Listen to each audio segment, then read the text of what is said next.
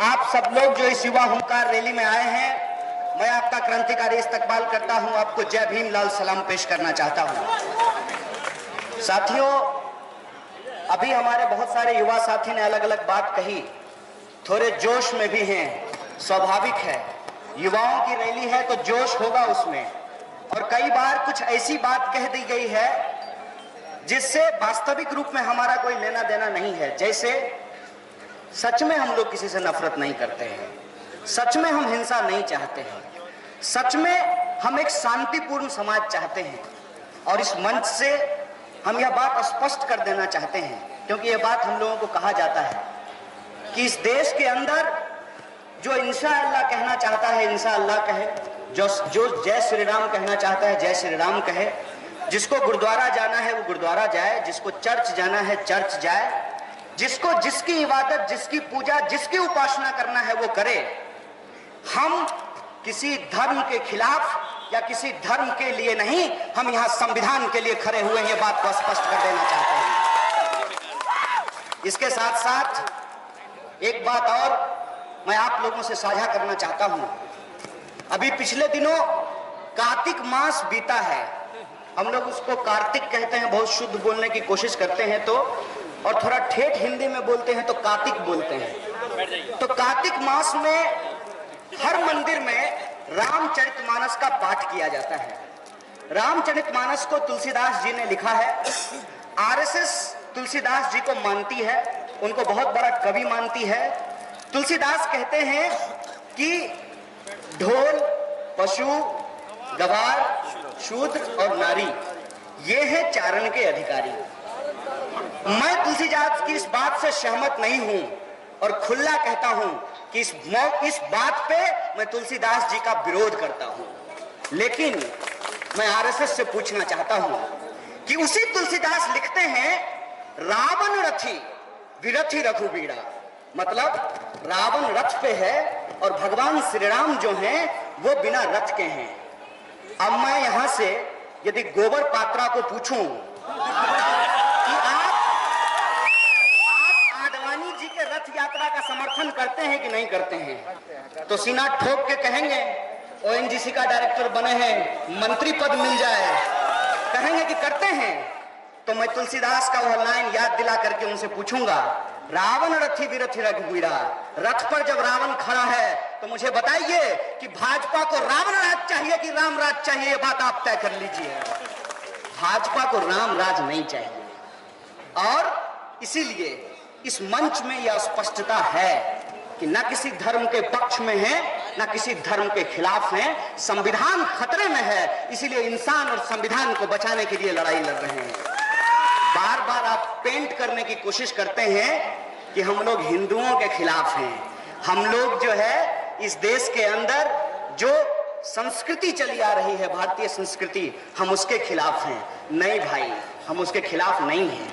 हम बस एक बात स्पष्ट करना चाहते हैं कि यदि लड़ाई अल्लाह और राम के बीच में होगी तो जीत नाथुराम की होगी, इस बात को आप लोग समझ लीजिए। इसीलिए चाहे आप कुरान उठा करके पढ़ लीजिए, चाहे आप गीता उठा करके पढ़ लीजिए, आप बाइबल उठा करके पढ़ लीजिए, आप गुरबानी उठा करके पढ़ लीजिए, गुरु ग्रंथ साहब कुछ भी लिखा हुआ है इस देश के अंदर धर्म के नाम पे, उसको पढ़ लीजिए।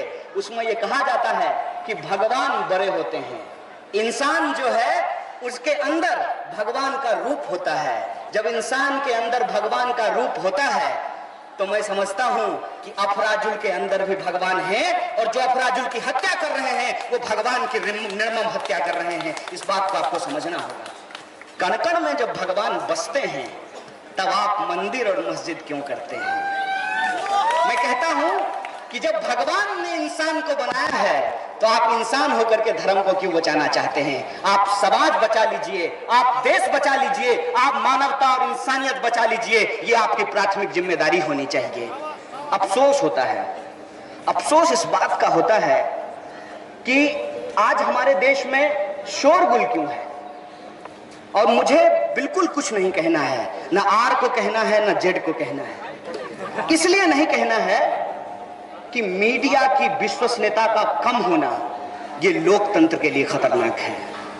वो तो अपना धंधा कर रहे हैं, उनको तो जिसकी चापलूसी और चाटुकारिता करना है वो कर रहे हैं, लेकिन आप यदि इस मुल्क से प्रेम करते हैं तो आपको यह बात तय करनी होगी कि आपको मीडिया की विश्वसनीयता भी बहाल करनी होगी, क्योंकि मीडिया लोकतंत्र का चौथा स्तंभ होता है। और मैं यहां से इस मंच से उन तमाम युवा मीडिया कर्मियों को ये आग्रह प्रस्तुत करता हूं कि जब आप अपने मैनेजमेंट से लड़िएगा ना, जब आपका मजीठिया आयोग का सिफारिश नहीं लागू किया जाएगा ना, जब छटनी करके आपकी नौकरी निकाली जाएगी ना, उसी नंबर पे फोन कीजिएगा जो नंबर सहला दी है, इसी पार्लियामेंट स्ट्रीट पे आपके लिए संघर्ष करेंगे। यह बात आपको कह देना चाहते हैं और कहना चाहते हैं कि हमारी लड़ाई किसी एक समुदाय के लिए नहीं है, हमारी एक लड़ाई किसी एक लिंग के लिए नहीं है, हमारी लड़ाई समाज के अंदर जो ऊंच नीच है उसके खिलाफ समानता के लिए। इस बात को आप अपने दिमाग में डाल लीजिए। आपको लगता होगा कि इस देश के अंदर वो जो सामने बिल्डिंग बन रही है, वो मजदूर जिसका नाम आपको पता नहीं है, उसका इस देश में कोई योगदान नहीं है, तो आप मुगालते में हैं, आप गलती में हैं। अगर वो मजदूर बिल्डिंग नहीं बनाता तो उस बिल्डिंग में जो एसी कमरा होगा उस पे आप बैठ करके नेशन वांट्स टू नो नहीं कर पाएंगे साहब। और इस बात को आप समझिए कि देश आज कहां जा रहा है। एक आदमी है, रिलायंस का मालिक है, अनंत अंबानी, कहता है रिलायंस मेरी जान है, देश मेरी जान है।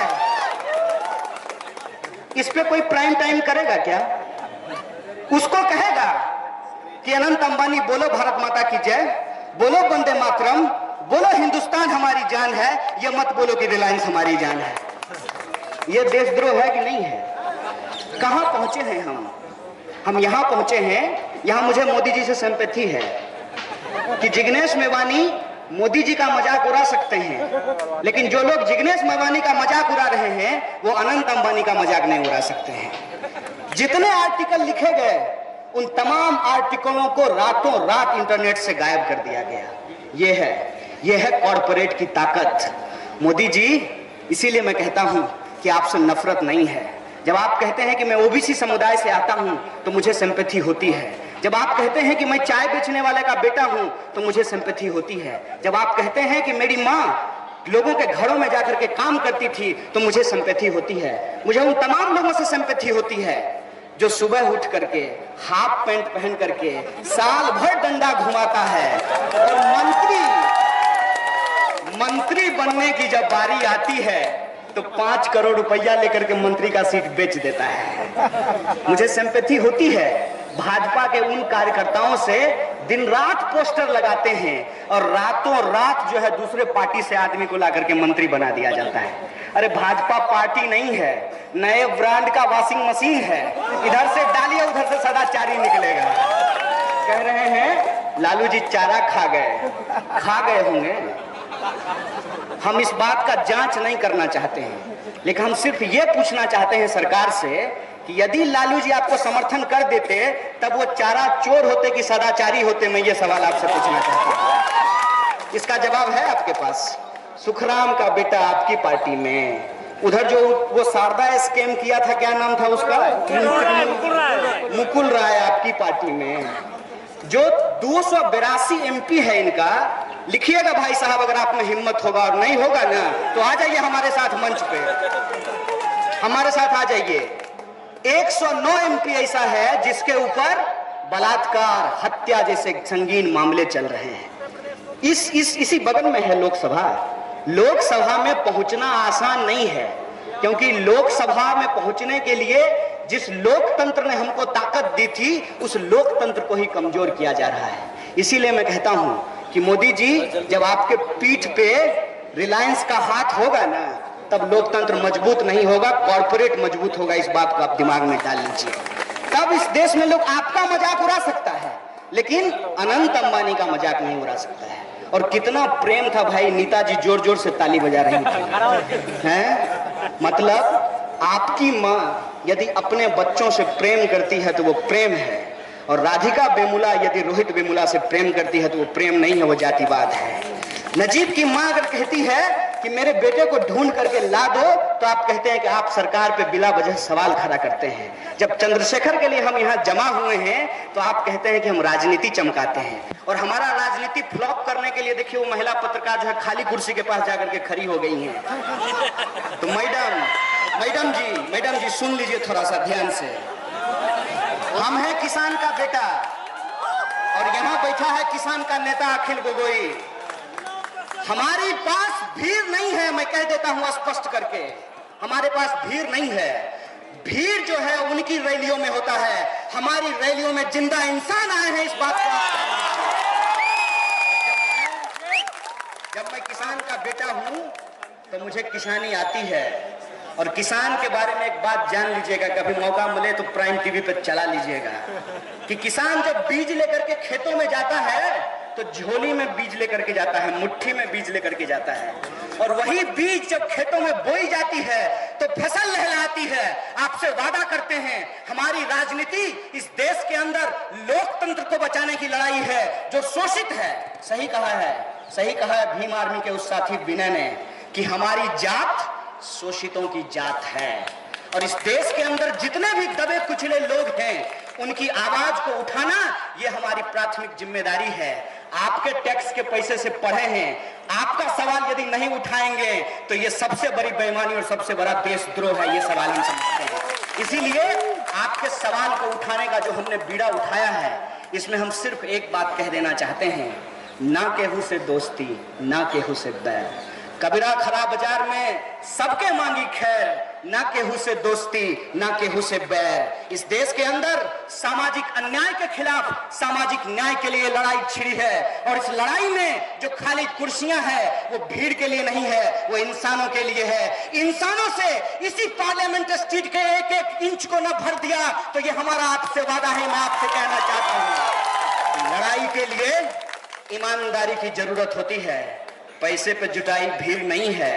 एक दूसरे लोग यहाँ जो मंच पे खड़े हुए हैं, कोई राजनीतिक एमपी एमएलए बनने का सपना नहीं है। इस बात के लिए दोस्ती बनी है कि तुम हमारे घर आओ जब हम मुश्किल में हैं, हम तुम्हारे घर आएंगे जब तुम मुश्किल में हो। और ये चट्टानी एकता से हम इस देश को बचाना चाहते हैं। इसीलिए आप तमाम लोगों से एक बात का अपील करना चाहते हैं कि गुस्सा कितना भी हो आपके अंदर, तकलीफ कितनी भी हो जाए आपको, लेकिन उनके ट्रैप में नहीं फंसना है।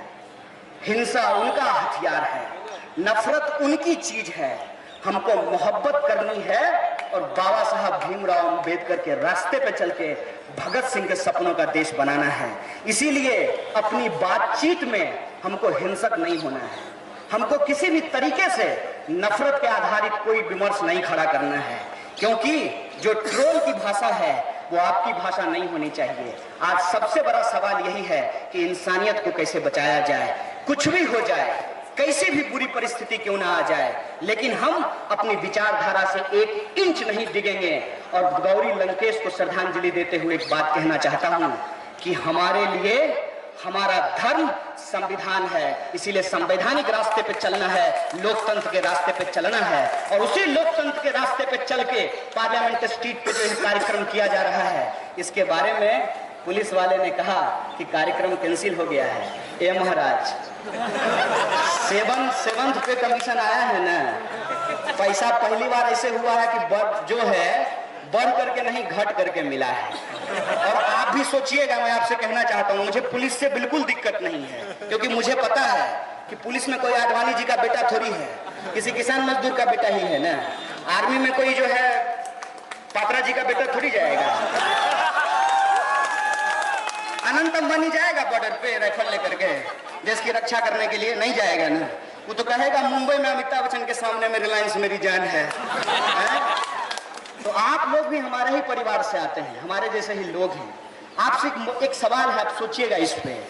आप कृषि कल्याण सेस देते हैं, आप जो है स्वच्छता सेस देते हैं, आप तमाम तरह का टैक्स देते हैं। आपने सब्सिडी छोड़ दिया, रसोई गैस महंगा हो गया, पेट्रोल डीजल महंगा हो गया। इतना कुछ करने के बाद भी सरकार कह रही है कि देश चलाने के लिए 80,000 करोड़ रुपया चंदा लेना है। बताइए मुनासिब है क्या? हर तरह का टैक्स आपसे लिया जा रहा है, हर तरह की महंगाई आप झेल रहे हैं, उसके बाद भी सरकार कह रही है कि हमको टैक्स लेना पड़ेगा। हमको जो है और टैक्स बढ़ाना है, हमको जो है जीएसटी लगाना है, और इससे भी नहीं हुआ तो 80,000 करोड़ रुपया का कर्जा ले रहा है। ये किसके लिए कर्जा ले रहा है? ये हमारे आपके बच्चों के लिए कर्जा नहीं ले रहा है, हमारे आपके स्कूल और अस्पताल के लिए ये कर्जा नहीं ले रहा है, ये माल्या और अंबानी अदानी का कर्जा माफ करने के लिए कर्जा ले रहा है। भाई साहब, कब समझिएगा इस बात को? आप समझिए। इसीलिए जो यह बात आज पूरे के पूरे दौर में फैलाई गई कि रैली नहीं हो रहा है, रैली नहीं हो रहा है, सुनिए ना, पार्लियामेंट स्ट्रीट नहीं दीजिएगा ना, इस देश के खेत खलियान, ऑफिस, दफ्तर, सड़क, रेलवे, हर जगह हड़ताल करेंगे, हर जगह रैली करेंगे। इस बात का आप ध्यान करेंगे। हम लोग जो है कोई प्रायोजित काम थोड़ी करते हैं, जनता का सवाल है, जनता की लड़ाई है। जहां जनता जुट जाएगी वही डफली बजा करके इस देश के अंदर जो बची खची गुलामी है उसके खिलाफ आजादी का आगाज करने लगेंगे। इस बात को ध्यान में रख लीजिए। और मैं समझता हूं आपकी मजबूरी, सरकार जब आती है तो पुलिस को बहुत घुमाती है, लेकिन वादा करते हैं आप भी संविधान और लोकतंत्र बचाने की लड़ाई लड़िए, किसी नेता का आपको हाजिरी नहीं बचाना पड़ेगा। यही लोकतंत्र की मजबूती होती है।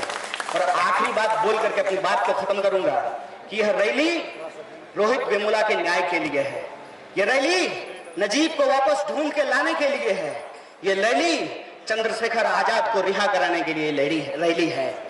और मैं समझता हूं कि इसमें और नाम जुड़ते चले जाएंगे। आपको बस एक काम करना है कि हमारा पीठ अलग अलग है, उनकी लाठी एक है। हर मामले में देखिए कि जिम्मेदार कौन है, जिम्मेदार इस देश का हुक्मरान है। इसीलिए मैं आपसे कहना चाहता हूं कि अगर उनकी लाठी एक है, अपनी पीठ को एक कर लीजिए भाई साहब, सबको जेल से बाहर करेंगे और रैलियों का तांता लगा देंगे इस देश को बचाने के लिए। हमारा वादा है आप तमाम लोगों से। इसीलिए यह जो रैली है, यह जो लड़ाई है, यह लड़ाई सिर्फ पार्लियामेंट स्ट्रीट तक नहीं रुकनी चाहिए। इस लड़ाई को हमको हर घर तक पहुंचाना है, तभी जाकर के हम भगत सिंह और बाबा साहब के सपनों का देश बना सकते हैं। इन्हीं शब्दों के साथ आप तमाम लोगों को, और जिनको भी बात बुरा लगा वो एकदम माफ कर दीजिएगा, दिल से मांग रहे हैं। बहुत बहुत शुक्रिया। इनकलाब जिंदाबाद।